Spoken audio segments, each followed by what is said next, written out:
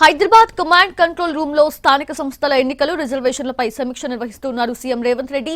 ఈ సమీక్షా సమావేశానికి పంచాయతీరాజ్ శాఖ మంత్రి సీతక్కతో పాటు అందుబాటులో ఉన్న మంత్రులు, ఉన్నతాధికారులు హాజరయ్యారు.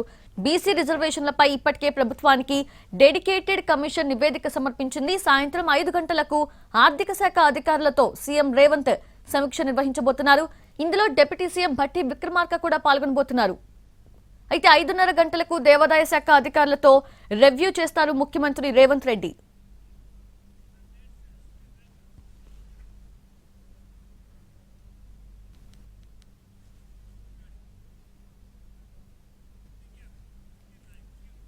అది హైదరాబాద్ కమాండ్ కంట్రోల్ రూమ్ లో స్థానిక సంస్థల ఎన్నికలు అలాగే రిజర్వేషన్లపై సమీక్ష నిర్వహిస్తూ ఉన్నారు సీఎం రేవంత్ రెడ్డి. పూర్తి అప్డేట్స్ తెలుసుకుందాము. మా ప్రతినిధి సుధీర్ లైవ్ లో సిద్ధంగా ఉన్నారు. సుధీర్,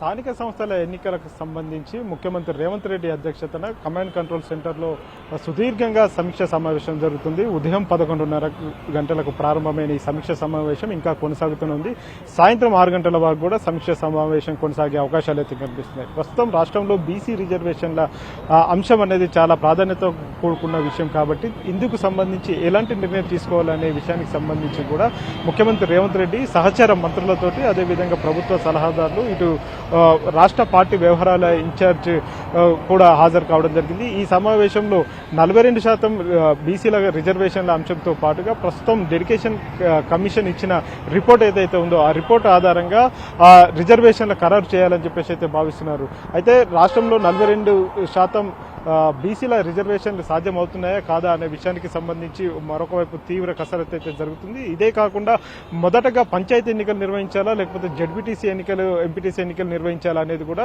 తీవ్ర కసరత్తు అయితే చేస్తున్నారు. అయితే రాబోయే రోజుల్లో విద్యార్థులకు పరీక్షలు ఉన్నాయి, అంటే 10th క్లాస్ ఎగ్జామ్స్ కావచ్చు, ఇంటర్మీడియట్ ఎగ్జామ్స్ ఉన్నాయి నేపథ్యంలో త్వరగా ఎలక్షన్స్ పెట్టాలని చెప్పేసి అయితే ప్రభుత్వం భావిస్తుంది. ఇప్పటికిప్పుడు ఎలక్షన్ కమిషన్ కూడా వీరు ప్రభుత్వం సన్నద్ధంగా ఉంది, ప్రభుత్వానికి ఏం అభ్యంతరం లేదు అని చెప్పేసి ఎన్నికల కమిషన్ కు చెప్పాల్సి ఉంటుంది. ఇప్పటికు ఎన్నికల కమిషన్ కు పూర్తి స్థాయిలో ఎన్నికలు నిర్వహించే అవకాశం కూడా ఉన్నట్టు కూడా తెలుస్తుంది. వారు కూడా అన్ని రకాల ఏర్పాట్లు అయితే చేస్తున్నారు. రిజర్వేషన్లు ఖరారు అయితే వెంటనే ఎన్నికలు నిర్వహించేందుకు కూడా ఎన్నికల కమిషన్ సిద్ధంగా ఉంది. ఇందుకు సంబంధించి అన్ని ఏర్పాట్లు చేస్తున్నారు. 1-2 రోజుల్లో ఇందుకు సంబంధించిన ఒక పూర్తి స్థాయి స్పష్టత వచ్చే అవకాశాలు అయితే కనిపిస్తుంది.